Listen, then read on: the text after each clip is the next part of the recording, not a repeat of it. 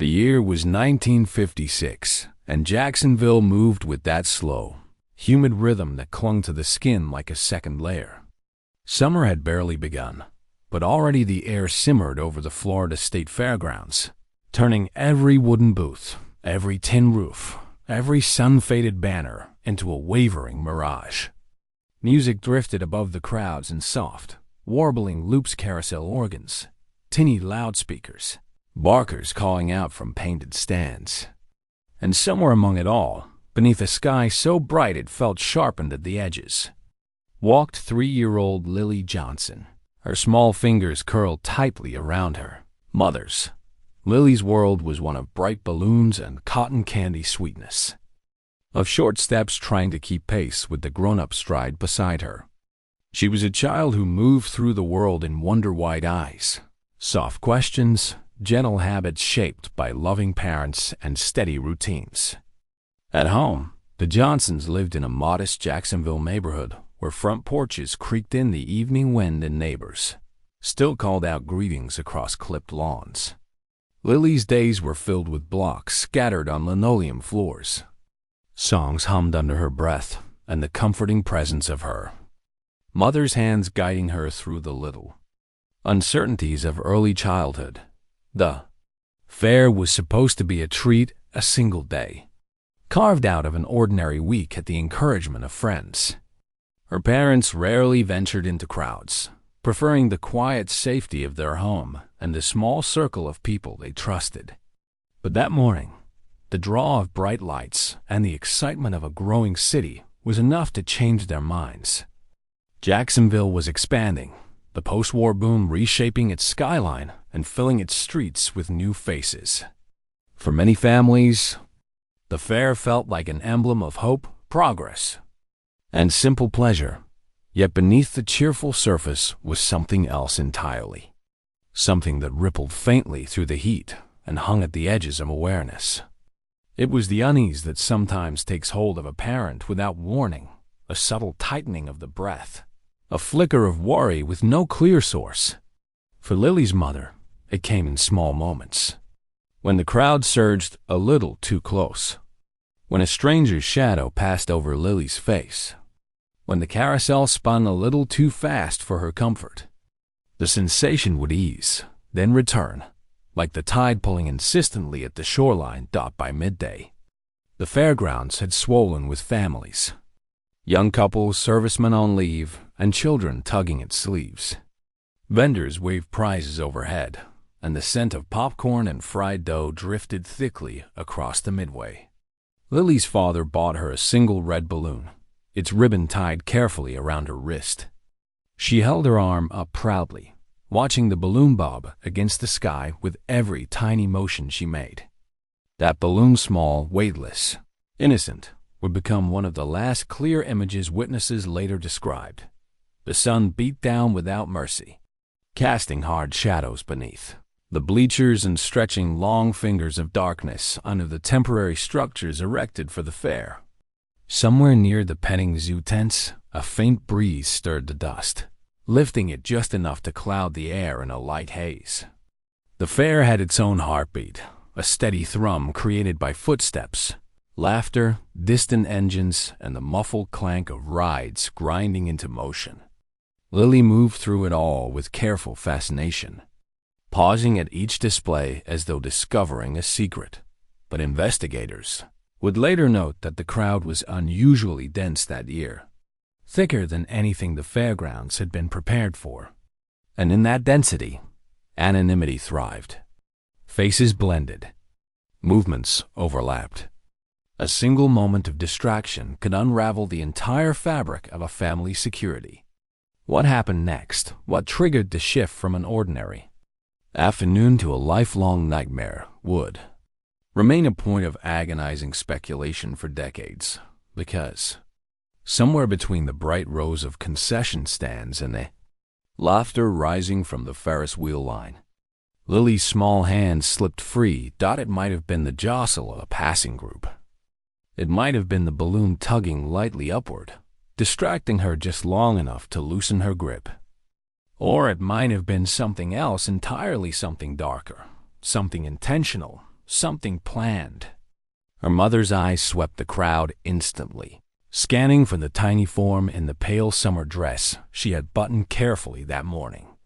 But Lily wasn't there. Not within arm's reach. Not at her feet. Not just a step away at first. The panic was contained, sharp, but manageable. A child wanders. A child is found. Parents call their names, friends join the search. But within minutes, that fragile hope began to split apart. The crowd swallowed whole the space where she had been standing. The fair's noise rose mercilessly around them. And as the seconds stretched, the realization settled like a stone dropped into deep water. Lily wasn't simply lost. Some fairgoers later reported seeing a flash of red, perhaps, the balloon drifting somewhere near the livestock arena. Others insisted they saw a child being carried by an adult moving quickly through the crowd. None of the accounts aligned precisely, and each detail warped slightly in memory as the hours became days, then months, then years.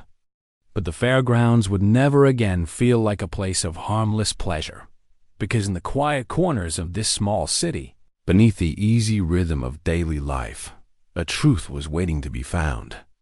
A truth buried in overlooked clues, forgotten testimonies, and the chilling possibility that someone had watched Lily long before she arrived at the fair that day, and investigators were about to discover something they never expected. Where are you watching from tonight, and what time is it there? The morning after the fair began quietly, in the way small towns often do when tragedy has yet to fully settle into their consciousness. The Johnson home, usually filled with the soft sounds of domestic life, the clink of breakfast dishes, the hum of a ceiling fan, the faint chirping of birds outside, was instead a space of hollow anticipation. Lily's parents moved through it with a mechanical precision, checking closets, peeking beneath beds, and scanning the streets outside for familiar neighbors. Every corner, every shadow, seemed suddenly suspect, as though the ordinary world had become a stage for something unknowable. Lily's life before the fair had been a gentle rhythm, composed of small joys and tender routines. She awoke each day to the warm sunlight spilling through the bedroom blinds, her small feet brushing against the carpet as she climbed from bed. Her mother would prepare her breakfast milk, toast, a spoonful of jam, and together they would hum little songs. Her father, steady and quiet, often left early for work, but he always knelt in the doorway to ruffle her hair and plant a brief kiss on her forehead. To outsiders, it seemed unremarkable, almost mundane. Yet it was within these mundane moments that Lily's personality had flourished. Curious, gentle, cautious yet brave in her explorations of home and neighborhood. Her neighborhood in Jacksonville, though modest, was one of careful order and familiarity. Lawns were clipped, porches swept, and front gates left open in quiet trust. Children played freely on sidewalks, the occasional dog barking or the bell of an ice cream truck marking the passing hours. Lily loved these streets, though her explorations were always tethered to a parent's presence. Her favorite games involved imaginary tea parties and lines of toy animals lined up meticulously on the floor, each one addressed by name and personality. She had learned to distinguish between the sounds of a distant train and a passing trolley, and she would chatter endlessly about the clouds she imagined as ships or castles. Her parents, devoted and attentive, created a cocoon of predictability around her. Lily's father took her to the park on weekends, pushing her high in the swings until her laughter lifted into the humid air. Her mother, patient and attentive, taught her simple songs and the names of flowers blooming in the small backyard garden. Every evening, the family shared dinner, recounting the day's minor triumphs and trivial mishaps, a ritual that bound them tightly in quiet affection. Yet the day after the fair, every ritual became haunted. Breakfast dishes sat untouched, and the air was heavy with the scent of unwashed cups and unburnt toast. The gentle hum of domestic life had been replaced by a low, anxious murmur as neighbors began to gather, speaking in hushed tones, their eyes darting to the Johnson home. Word of Lily's disappearance spread quickly through the small town, carried by those who had attended the fair or had children who had been there. It was not the news itself, but the speed of its dissemination that made it feel unreal. Lily's mother combed through photographs, small snapshots of her daughter smiling in familiar settings, at the park, at home, clutching toys she loved. Each picture seemed to vibrate with absence, a frozen echo of the life abruptly interrupted. Her father went outside repeatedly, calling her name down empty streets, his voice cracking slightly under the strain.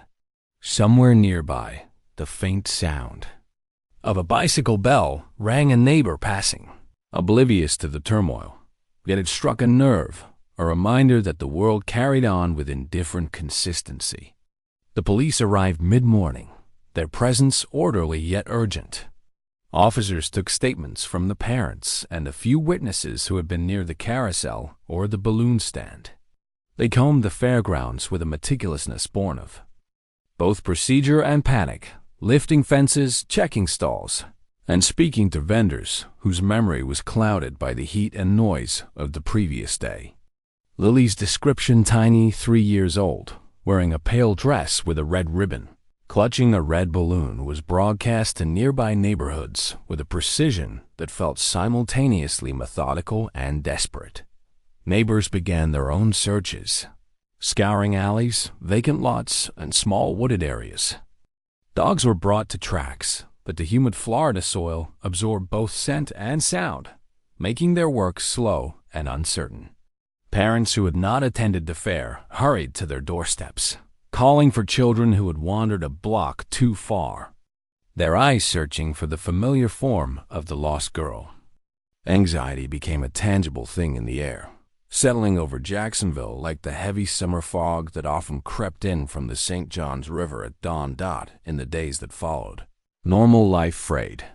Stores closed early, streets emptied after school, and homes once filled with laughter became quiet observatories of absence. Friends of the Johnsons brought casseroles, blankets, and words of consolation, yet none of it could bridge the void. Every phone call, every knock at the door, carried the tension of expectation, the hope that Lily had simply wandered off, the fear that she might never return. And beneath it all, something darker seemed to pulse, the realization that this was not an ordinary disappearance. The uniformity of the city's streets and the predictability of its routines had offered little defense against the randomness or the intentionality of what had occurred. Jacksonville, a city accustomed to gentle rhythms, had suddenly been cast into the disquieting shadow of fear.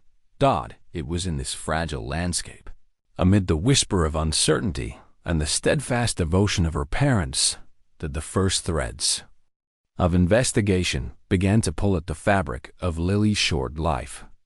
Every memory of her laughter, every small habit, every gentle touch became evidence in the minds of those who refused to let go.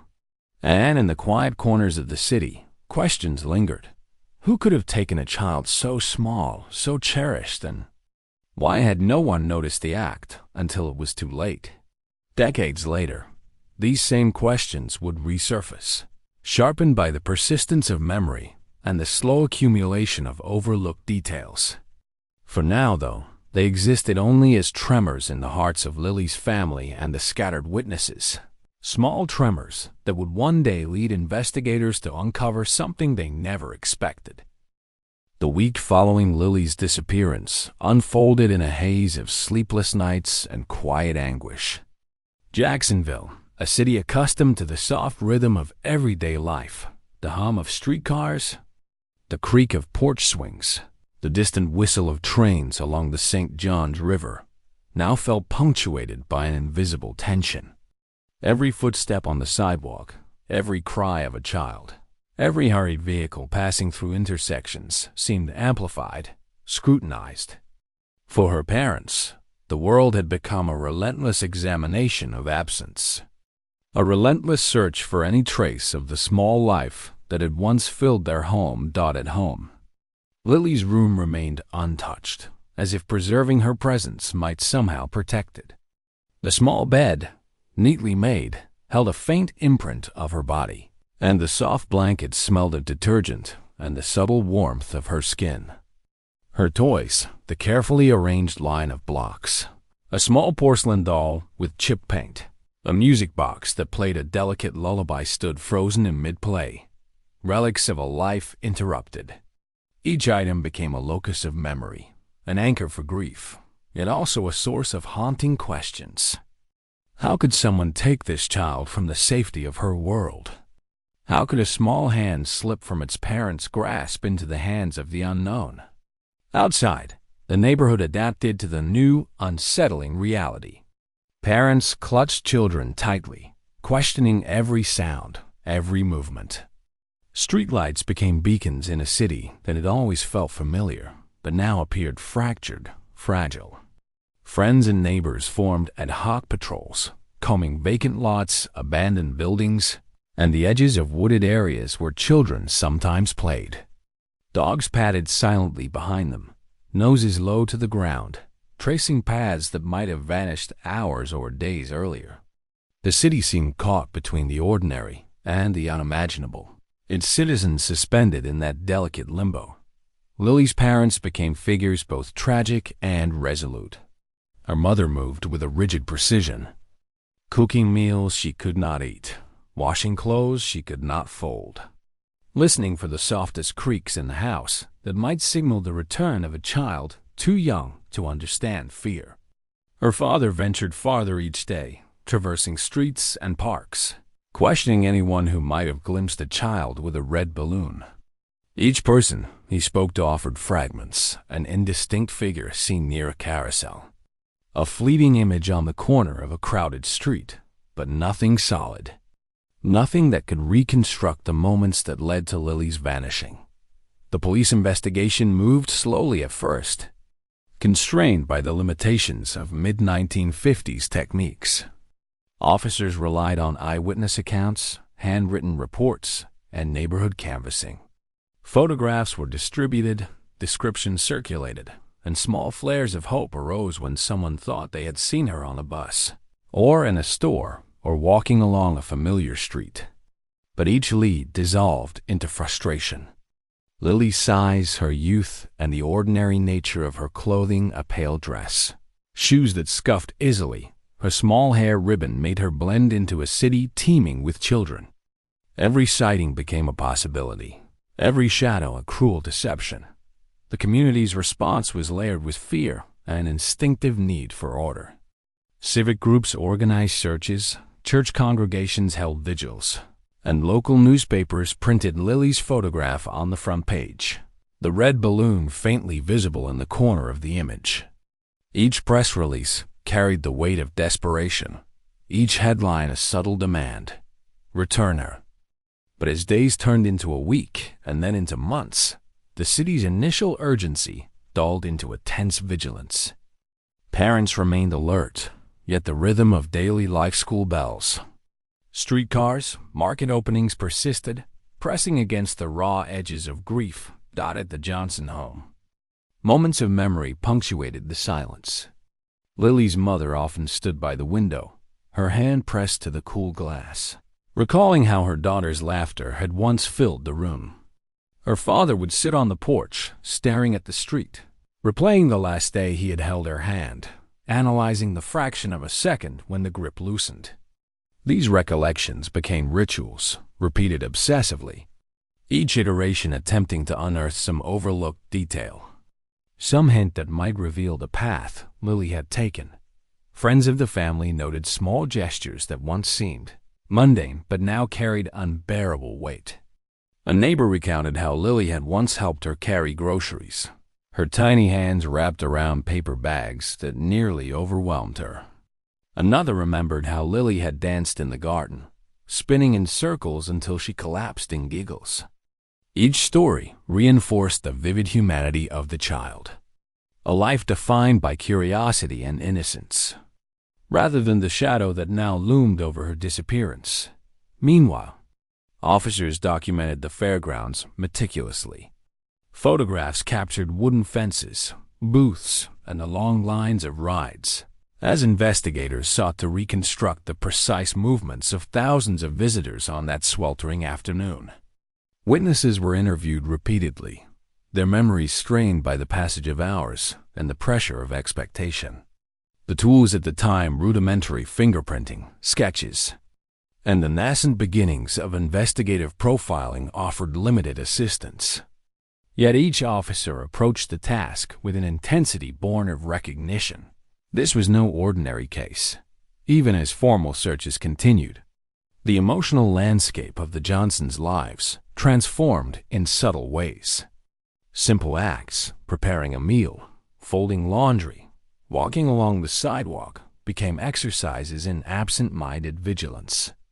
Objects that had once brought pleasure, such as Lily's music box, now carried a whisper of warning. Every soft sound, every sudden movement, triggered a reflexive scan for the missing child. The psychological toll was immense, yet tempered by the profound, unyielding hope that Lily might still be found alive. But investigators knew, even then, that time was an unforgiving adversary. The heat of Florida summers could erase traces. The density of the fair's crowd could obscure witnesses, and the ordinary churn of human life could swallow evidence before it was even noticed. And so the search for Lily became both urgent and impossible, a tension that would define the city, the family, and the unfolding narrative for decades. In those early days, the outlines of a truth hidden, fragile, and nearly imperceptible began to take shape. It would remain obscured for years, buried beneath memory, assumption, and the fallibility of human observation. But it was there, quietly persistent, awaiting the careful hand of discovery, the patient scrutiny of investigators who refused to surrender. The official investigation into Lily Johnson's disappearance began in earnest as the city braced itself for a confrontation with the unknown. Police officers worked methodically, though constrained by the tools and knowledge available in 1956. They divided the fairgrounds into sectors, retracing the path of the fairgoers with painstaking care. Wooden fences were examined for signs of forced entry or tampering. Stalls, storage sheds, and hidden alcoves were scrutinized for overlooked corners where a child could have been hidden. Each search revealed nothing but dust, footprints that led nowhere, and the haunting absence of the little girl herself. Detectives interviewed dozens of witnesses' parents, vendors, fair staff, and children, but memories were inconsistent, often distorted by fear, heat, and the vastness of the crowd. One vendor recalled a little girl clutching a red balloon near the petting zoo, but could not confirm whether she had been alone or accompanied. Another witness remembered a man hastily leaving the carousel area, but the details of his appearance were hazy, blurred by motion and distance. Every lead, every fragment of observation, became a thread in a tapestry too diffuse to unravel. The Johnsons' household was swept into the vortex of inquiry. Police requested detailed accounts of Lily's last known movements, meticulously cataloging her habits, favorite toys, clothing, and routines. Her mother described, in minute detail, the dress she had worn, the red ribbon in her hair, and the balloon purchase moments before the disappearance. Her father provided a timeline of their arrival and movement through the fair, from the ticket booth to the carousel, highlighting moments when Lily had been within sight and the precise seconds when she had vanished. These accounts, though precise, offered no solution. Only the raw contours of absence. Community response amplified the investigation. Jacksonville residents formed search parties, combing wooded lots, abandoned warehouses, and underbrush lining quiet streets. Volunteers distributed flyers bearing Lily's photograph, her tiny frame frozen in mid-smile, the red balloon faintly visible in the corner. Local churches and civic organizations organized vigils and prayer meetings, seeking comfort in routine rituals of faith. Yet, amid the well-intentioned activity, a pervasive fear spread. The realization that the city's familiar streets, once safe, were suddenly charged with uncertainty. As days progressed, investigators expanded their methods. Police canvassed surrounding neighborhoods, questioning anyone who might have seen Lily in transit, on buses, or along streetcar lines. Patrols checked local hospitals, though documentation of admissions was slow and incomplete. Officers consulted with state law enforcement, exchanging telegrams and phone calls, a laborious process, considering the era's communication limitations. In each report, the faint hope persisted that someone, somewhere, had seen the child alive. Yet the trail consistently dissolved into ambiguity. The public became increasingly involved. Radio stations broadcast Lily's description repeatedly, a haunting refrain across the airwaves. Local newspapers ran stories on the front page, emphasizing both the urgency of the search and the innocence of the victim. Yet the coverage, while widespread, could not replace the intimate knowledge her parents carried.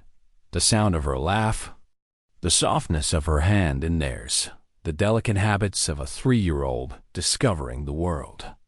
These private memories became both solace and torment, reinforcing the gap between ordinary life and the stark reality of disappearance. Within law enforcement, internal debates began to surface. Officers discussed whether the case was a simple misplacement in a dense crowd or the work of someone with intent, a perpetrator waiting to exploit the chaos. Profiling was rudimentary, but experienced detectives recognized patterns. Children taken in public spaces often did not wander far on their own, and abductions usually involved someone known to the child or someone calculating enough to move without drawing attention. Every possibility was considered, though evidence remained frustratingly thin. A series of searches yielded fleeting traces. Footprints in the dirt near the livestock pens suggested a hurried movement, though investigators could not confirm whose they were. Small scraps of fabric, perhaps torn from a dress or a bag, were collected, stored in brown envelopes, and labeled meticulously. Yet forensic analysis in the mid-1950s was limited, and these fragments offered no immediate leads. Every potential clue became a point of tension, a whisper of hope mingled with despair, a reminder of both the child's humanity and the overwhelming difficulty of solving a case shrouded in confusion and time. Meanwhile, Lily's parents endured the psychological weight of their roles. Her mother's days blurred into a cycle of searching, questioning, and silent waiting. She would sit by the window for hours, scanning the streets, listening for the sound of small footsteps or a distant cry. Her father maintained a rigid exterior, masking the raw panic that simmered beneath. Together, they navigated the tension of grief and action. Their bond strengthened, yet fraying under the relentless pressure of absence. But even as the investigation pressed forward, the limits of mid-century policing became painfully clear. Witness memories faded. Physical traces disappeared beneath the hot, humid Florida sun.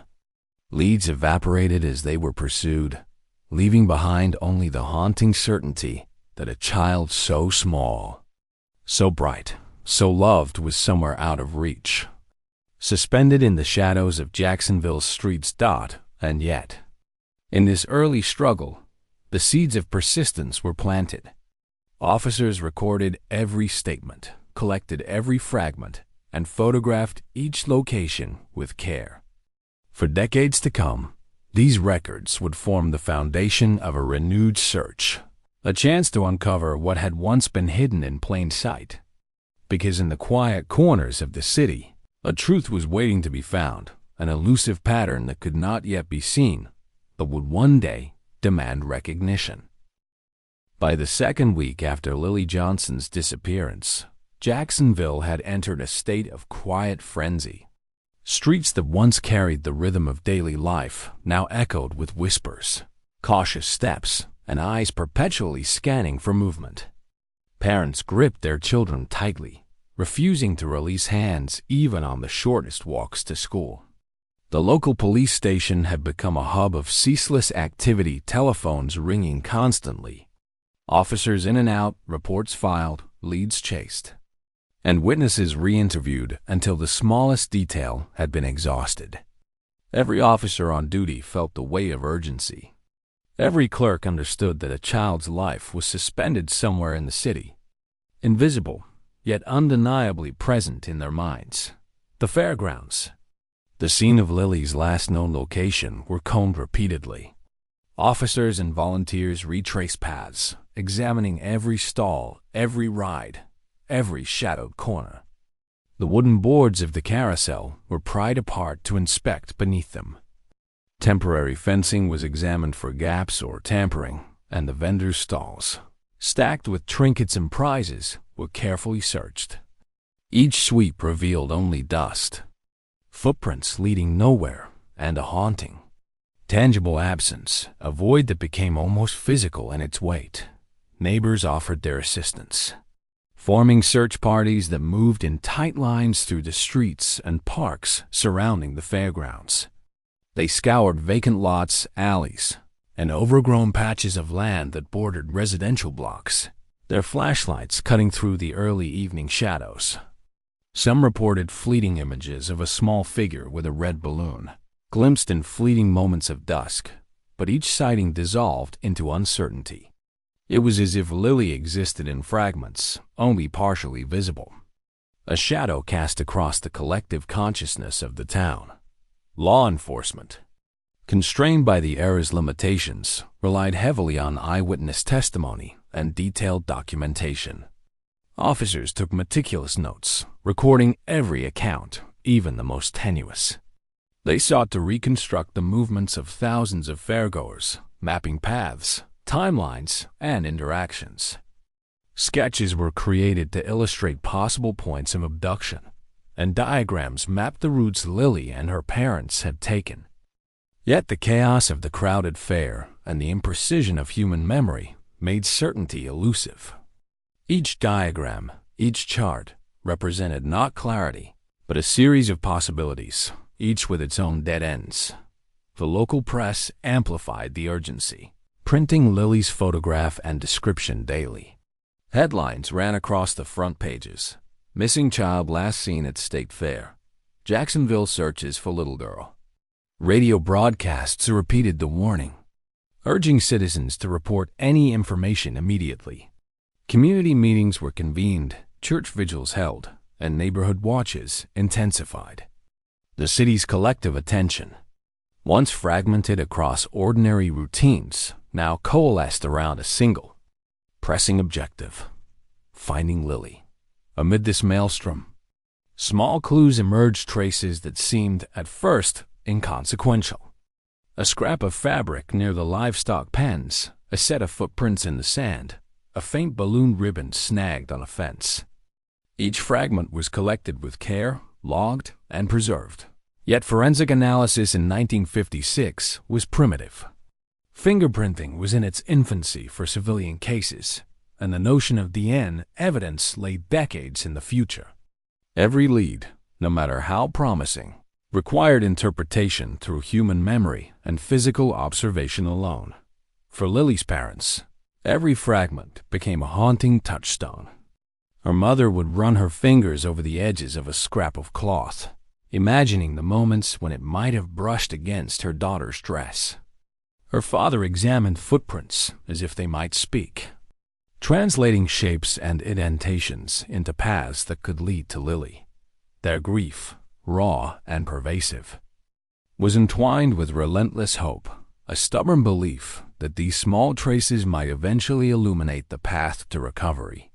Witness accounts painted fragmented pictures. One man remembered a child being shepherded quickly past the game booths, held by someone whose face was obscured. Another recalled the red balloon floating briefly above a crowd, then vanishing behind a row of vendor tents. Each account was filed, cross-referenced, and scrutinized, but the variations between stories created a fog of uncertainty. What was fact and what was imagination or misremembered detail Even the most attentive witnesses admitted the difficulty of recalling a crowded, some-baked day. By mid-month, police had expanded their search beyond the city limits. Officers drove along county roads, questioning residents and farmers, checking barns, outbuildings, and secluded wooded areas. Each tip, no matter how unlikely, was pursued with diligence.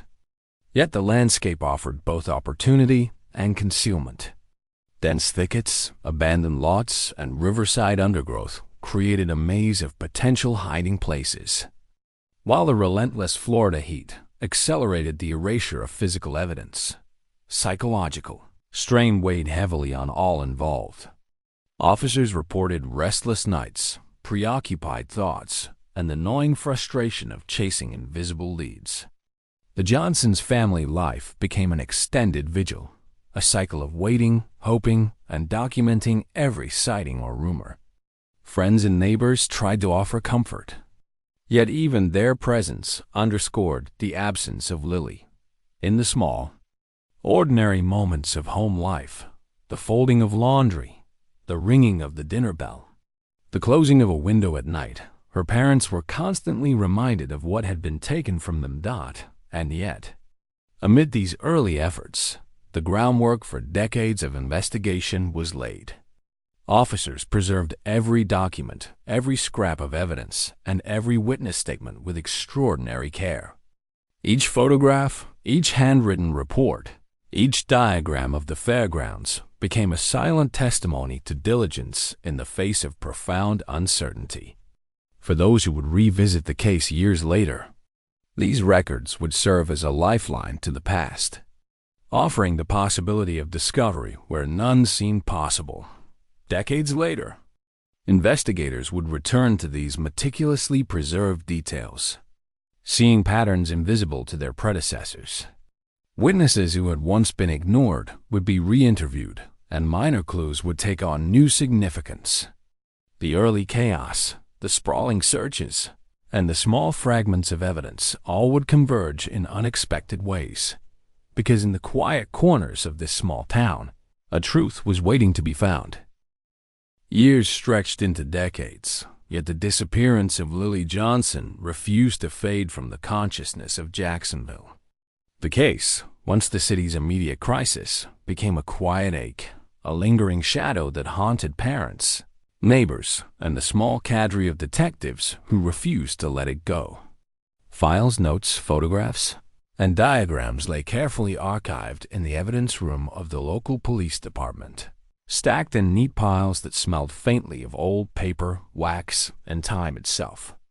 To anyone else, they were artifacts of a bygone tragedy. To those who continued the work, they were keys waiting for a lock to be turned. Forensic science had advanced, yet the tools available during Lily's disappearance remained painfully insufficient. Investigators now had access to techniques their predecessors could only imagine: more sophisticated fingerprinting, early chemical analysis, and methods for detecting trace fibers. Every preserved scrap, the tiny ribbon, the bits of fabric, the photographs of footprints was scrutinized under new light, every angle re-examined with precision instruments. Yet even with these tools, the challenge remained. Decades had dulled memories, blurred edges of events, and erased details that might once have been crucial. Witnesses from that long-ago summer were re-interviewed. Adults who had been children themselves recounted fragments of memory, some clear, some indistinct, filtered through the lens of years. One neighbor remembered a fleeting glance of a small girl by the livestock pens. Another recalled a man behaving oddly near the Ferris wheel line. While the details were inconsistent, investigators began to detect subtle patterns, threads connecting moments that had previously seemed unlinked. Small anomalies, the tilt of a fence, the presence of a vendor who had left abruptly. The angle of a photograph gained significance when viewed collectively. The Johnson family, now older, remained entwined in the case. Lily's mother had aged in ways shaped by grief and hope alike. Her father's quiet persistence had softened into a gentle, constant vigilance that never entirely faded. They pored over renewed reports with the cautious optimism of those who had learned, over years, that the past could be coaxed into revealing its secrets, if only someone knew where to look. Family, friends, and new generations of detectives approached the records with fresh eyes, noting discrepancies in witness statements that earlier investigators had dismissed. A comment about a shadowy figure near the concession stands, previously overlooked, now drew attention. A note about a fleeting red balloon, once trivial, became a crucial marker dot in one forgotten corner of the city archives. An overlooked photograph from the day of the fair resurfaced. Its edges were curling, its colors faded, yet there it was, a small figure, tiny, 3 years old, clutching a red balloon hovering near the edges of the crowd. Something in the positioning of the people around her suggested she had not been wandering alone, as earlier assumed. The photograph, combined with decades of witness recollection, hinted at an orchestrated movement, subtle and precise. As though someone had planned the moment and executed it with care, the police reopened interviews with those who had been present at the fair, many of them elderly, their recollections sharpened by the clarity of nostalgia or clouded by the fog of time. One woman recalled a van parked slightly apart from the main entrance, its presence unnoticed amid the chaos. Another remembered a man whose demeanor suggested familiarity with the patterns of the crowd, moving almost imperceptibly toward Lily. Each memory alone was fragile, prone to doubt. Yet together, they began to weave a narrative previously invisible. Investigators turned to the forensic evidence again. The tiny fabric scraps, stored carefully in labeled envelopes, were examined under microscopes capable of revealing fibers and thread patterns invisible to the naked eye. Chemical residues, nearly imperceptible in the 1950s, could now be detected, providing new possibilities for tracing origins. Every small fragment, the balloon string, the faint impressions in the dirt, was treated not as a relic, but as a potential thread leading to answers. Through this painstaking process, one truth became undeniable. The disappearance had not been random. There had been intention, subtlety, and calculation. The realization was chilling yet clarifying. It reframed the city's long-held memories, transforming years of uncertainty into a landscape in which specific possibilities could be explored. The fairgrounds, the photographs, the paths through the crowd all became evidence of method, of choice, of someone knowing exactly how to navigate chaos to achieve a singular, devastating purpose. And in the midst of this renewed effort, the audience is asked, if you could tell someone what really happened all those years ago, who would you speak to first? Because decades later, one detail finally broke the silence, a faint clue, unnoticed in its time, now illuminated by the convergence of memory, evidence, and relentless attention. The quiet persistence of investigators, combined with the enduring devotion of Lily's family, was about to shift the entire understanding of the case. As the cold case investigation deepened, the threads of Lily Johnson's disappearance began to converge in ways that earlier efforts could not have anticipated. Years of accumulated records, witness statements, and preserved evidence became a mosaic of subtle patterns. The once fragmented memories of fairgoers, when viewed collectively, revealed small consistencies. A figure near the livestock pens, a red balloon drifting against the sunlight, the movement of a man whose presence had gone unnoticed in the chaos. Each detail, insignificant in isolation, now formed the outlines of a story that had been hiding in plain sight for decades. Detectives, now armed with a combination of modern techniques and the painstaking diligence of archival work, re-examined every photograph from the fair. In one faded image, Lily's tiny form appeared near the edge of a crowd, her hand extended as if towards someone just beyond the frame. Shadows cast by the late afternoon sun hinted at movement, a figure slipping through the crowd with a purposeful stride, arms partially obscured by others, a face invisible yet deliberate in its positioning. The image, static and grainy, carried with it the eerie suggestion of premeditation, a choreography, invisible to those who had been present at the time. Witnesses, revisited after decades, offered recollections sharpened by memory or the slow clarity of hindsight. One former child remembered being nudged out of the way by an adult who seemed oddly focused on someone else. Another recounted a man near the Ferris wheel line, speaking softly to a vendor, watching the children with an intensity that had been unsettling even to an 11-year-old perspective. These recollections, previously dismissed as unreliable, began to form connective tissue. Investigators noted patterns in the movement, timing, and positioning of individuals across the fairgrounds, revealing an unseen architecture of interaction that had gone unnoticed in the frenzy of 1956.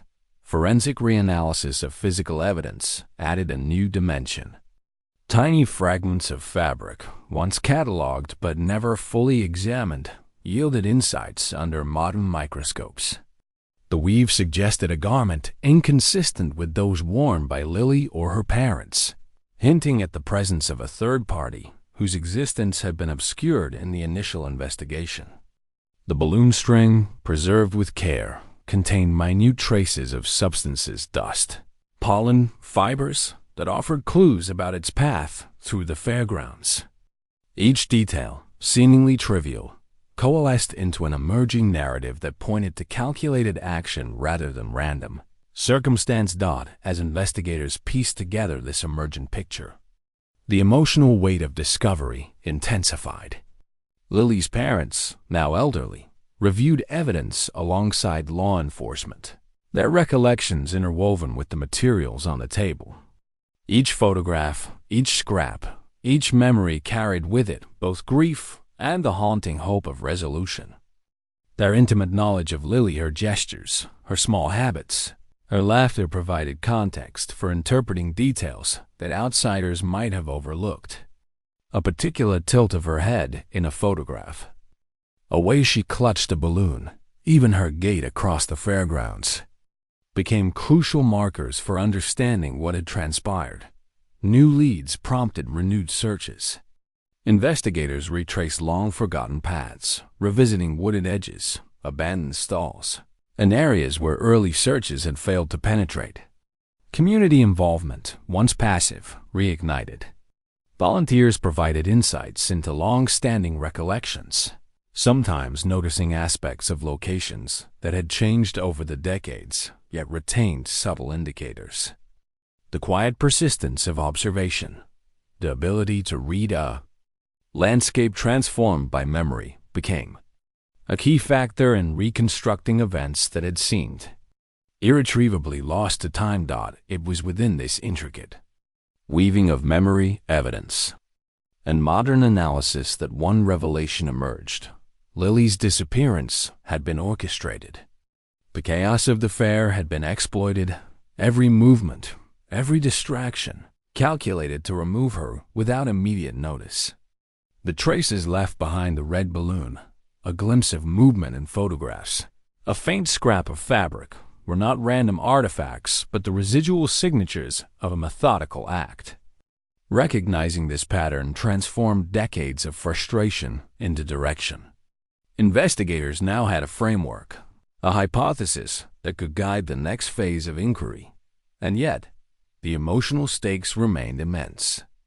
Every new clue brought relief and terror in equal measure. Relief that the threads of understanding were emerging. Terror at the realization of intent, of the deliberate manipulation of events to achieve an unthinkable end. The city of Jacksonville, long accustomed to the quiet rhythm of streets and neighborhoods, was forced to confront the unsettling truth that evil, when patient and precise, could evade observation for decades. Through the painstaking process of revisiting each detail, investigators began to see beyond the surface of old photographs and faded notes. Patterns of movement, overlooked in the initial frenzy, now suggested specific pathways and behaviors. Witnesses' fragmented recollections, when aligned across timelines, hinted at moments previously invisible. Each small insight became a building block, a step toward a reconstruction of that tragic afternoon, a framework that had once been impossible to imagine. The case had evolved from one defined by absence to one defined by persistence. The evidence, preserved and scrutinized with patience, revealed that even decades later, justice and truth could begin to emerge from the fog of memory. And in this unfolding clarity, the audience is once again asked, if you could tell someone what really happened all those years ago, who would you speak to first? Because in the quiet corners of Jacksonville, where shadows lingered and decades of uncertainty had settled, the first threads of revelation were about to tighten, and the truth, long concealed, was preparing to surface. By the late 1970s, investigators returned to the case with renewed determination, spurred by a combination of preserved evidence, witness re-interviews, and the slow evolution of forensic techniques. The city of Jacksonville, now subtly altered by time, bore the quiet scars of the unresolved disappearance. Streets had shifted, neighborhoods changed, yet the memories remained, embedded in the minds of those who had been present and in the meticulous police records preserved like fragile relics.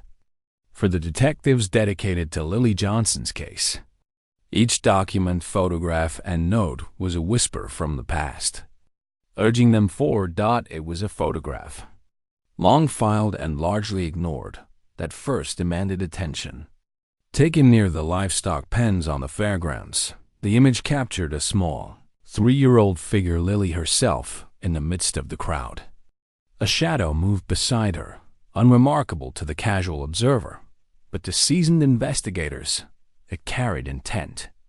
The position of the figure, the timing of the shadows, the direction of movement all suggested someone had orchestrated the encounter with precision. Combined with the recollections of witnesses, these subtle cues formed a pattern. Lily had not wandered alone.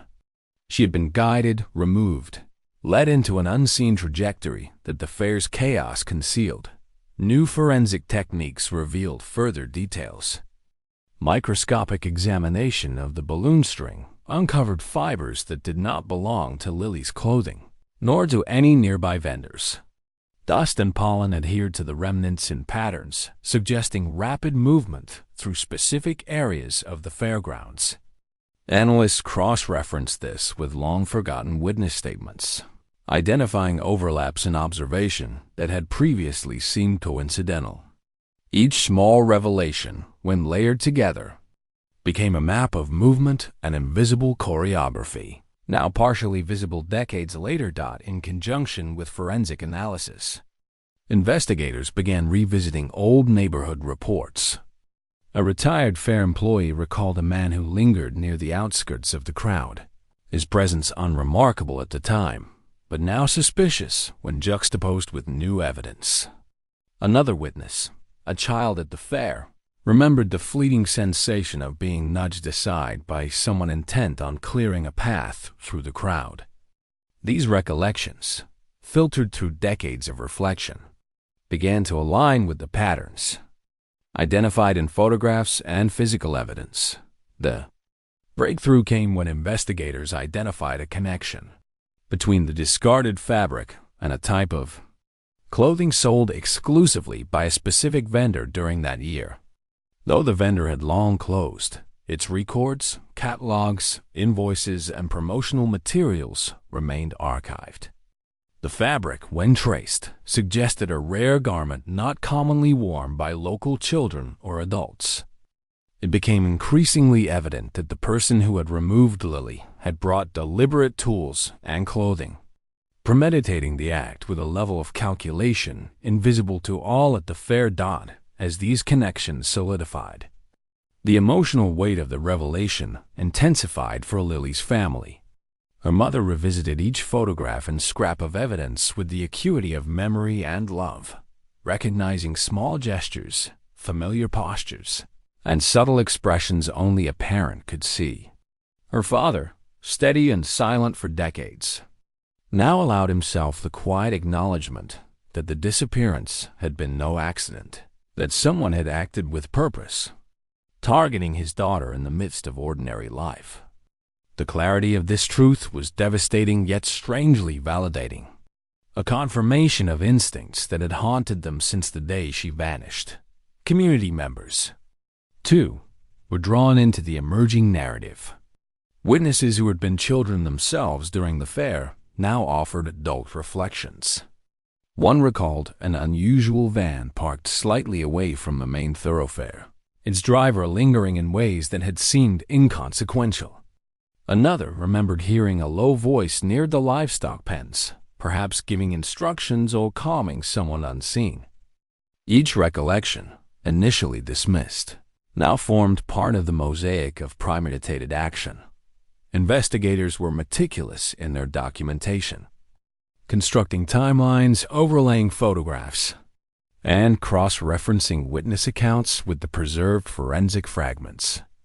Every element, footprints, fiber analysis, photographic shadows, witness memory was measured, aligned, and interrogated. The emerging story was both precise and horrifying. Lily had been taken intentionally, with planning and foresight, exploiting the very chaos that had seemed a benign backdrop on that summer afternoon. And yet, despite the grim clarity, a sense of narrative closure began to emerge. Each recovered detail, each cross-verified account, transformed despair into a structured understanding of what had occurred. The randomness of disappearance dissolved, replaced by the chilling reality of design. For the first time in decades, investigators and family alike could visualize the path Lily had taken, the spaces she had occupied, the moments when her presence had been intercepted and redirected. The realization of this orchestration rippled through the small-town consciousness. Jacksonville, long defined by quiet routines and predictable rhythms, was forced to confront the hidden layers of intent that had gone unnoticed. It became apparent that the ordinary and the extraordinary, the everyday life of streets, fairs, and families could coexist with calculated malice, unseen yet profoundly impactful. And in this convergence of memory, evidence, and forensic innovation, the city prepared for a revelation that had waited decades to surface. The persistence of those committed to truth, investigators, family members, witnesses, would soon illuminate the final contours of a story that had haunted every corner of Jacksonville for more than 20 years. By the early 1980s, the decades-long search for Lily Johnson's fate had entered its final, most crucial phase. Investigators, armed with the accumulated knowledge of modern forensic science, decades of meticulously preserved evidence, and an almost obsessive understanding of witness recollections, began to reconstruct the precise moments of her disappearance. Every fragment, the faint scrap of fabric, the balloon string, the photographs, and the witness testimonies was now layered into a single coherent narrative. The city of Jacksonville, long haunted by uncertainty, was on the brink of confronting truths that had lain dormant for nearly 30 years. The breakthrough occurred in a series of cross-referenced findings that pointed to a single pattern. A figure, deliberate in movement, had guided Lily away from her mother's sight while exploiting the chaos of the fairgrounds. Investigators mapped the crowd density at the time, aligned witness statements about fleeting glimpses of a red balloon, and overlaid photographs showing a shadow moving purposefully through the fair.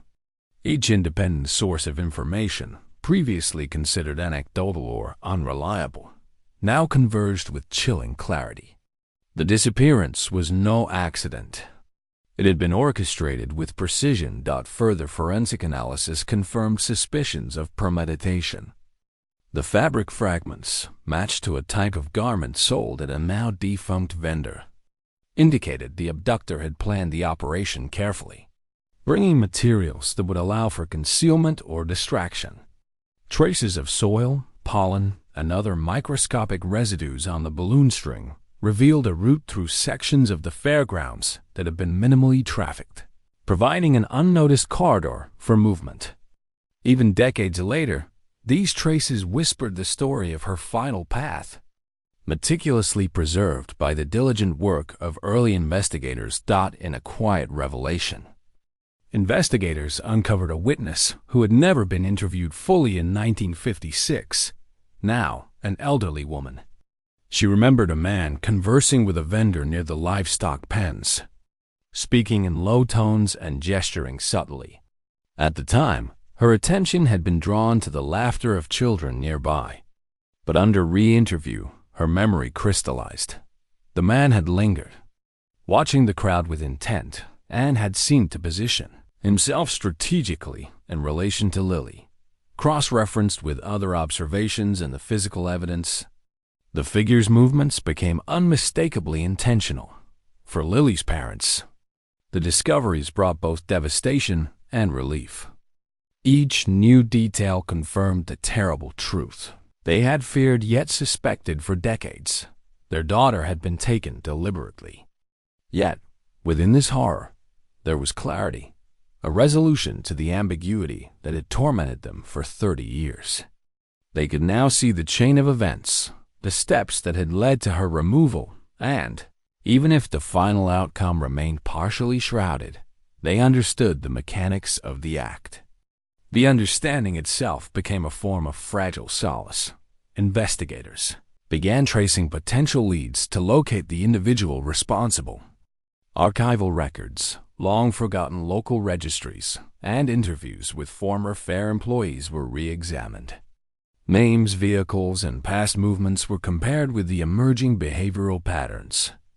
It became increasingly clear that the perpetrator had acted alone, exploiting the fair structure and the inattentiveness of the crowd. The orchestration suggested planning, patience, and an awareness of human behavior that allowed the act to remain undetected for decades. The community's response was a mixture of shock, sorrow, and quiet acknowledgement. Jacksonville, now grown and transformed by urban development, revisited its collective memory of the fair. Streets, parks, and old fairgrounds were observed anew. The ordinary landmarks of daily life suddenly reframed as the stage for a meticulously executed tragedy. Witnesses who had once spoken reluctantly now recounted their memories with the gravity of understanding.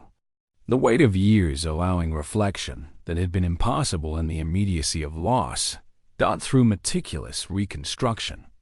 The movements of Lily and her abductor became a path both chilling and precise. Investigators could trace her steps from the carousel to the livestock pens, noting the slight diversions, the timing of other fairgoers' distractions, and the calculated positioning of the figure responsible. Each element previously considered coincidental revealed intent when examined in conjunction with other evidence. The city, long suspended in uncertainty, finally glimpsed the contours of a reality that had been obscured by time and chaos. Yet even in the face of such clarity, the emotional resonance remained profound. Lily's life, though brief, was no longer a series of vanished moments, but a narrative of human depth, shaped by family, love, and the ordinary joys of childhood.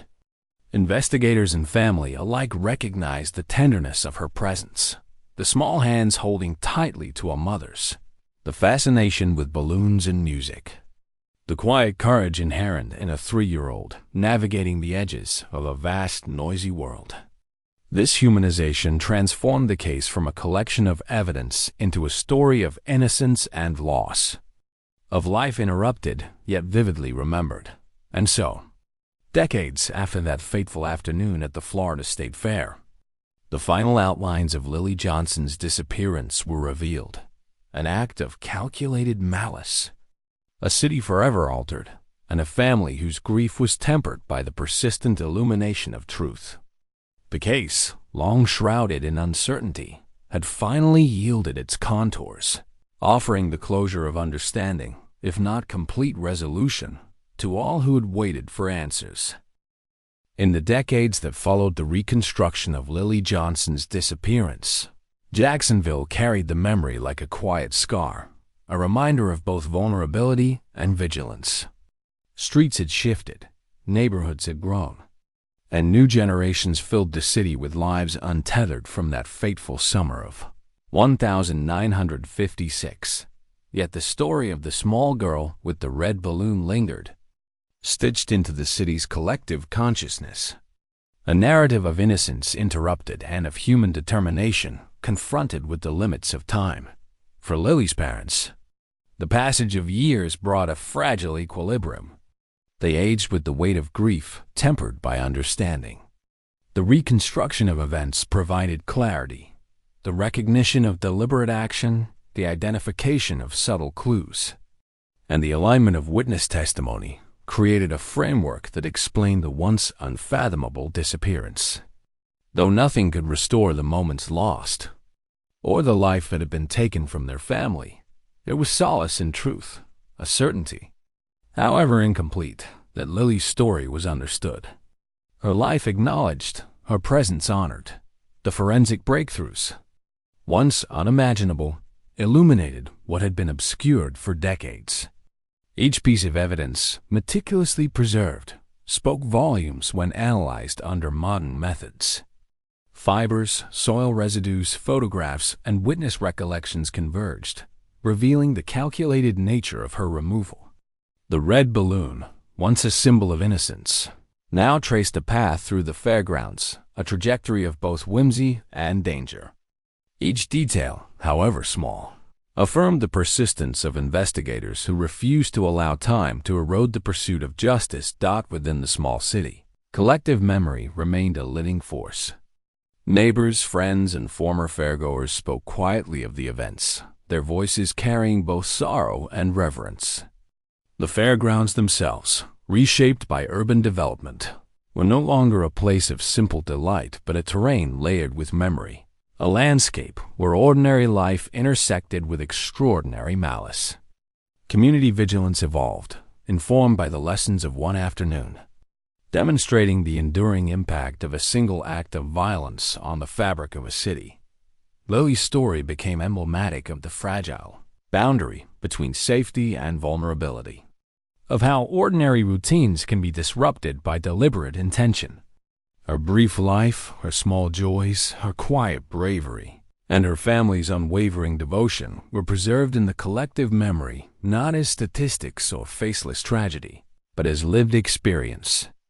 Investigators, journalists, and historians would recount her presence with respect and empathy, ensuring that the narrative was defined by human depth rather than abstraction. The culmination of decades of investigation revealed more than just the path of an abductor or the circumstances of a disappearance. It highlighted the persistence of human curiosity, the capacity for memory to endure, and the way meticulous documentation can bridge the gap between loss and understanding. The story of Lily Johnson became a testament to the tireless work of those who refused to let time obscure truth, reminding the community that justice, though delayed, remains a pursuit of moral and emotional necessity. In the quiet corners of Jacksonville, where shadows once held uncertainty and fear, a new clarity settled. The act that had once eluded comprehension was reconstructed with precision.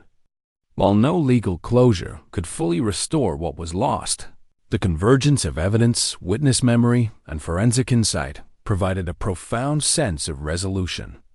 The narrative of that hot summer afternoon, once fragmented and haunting, had been pieced together with care, revealing both the deliberate orchestration of the crime and the enduring humanity of the child, whose absence shaped generations.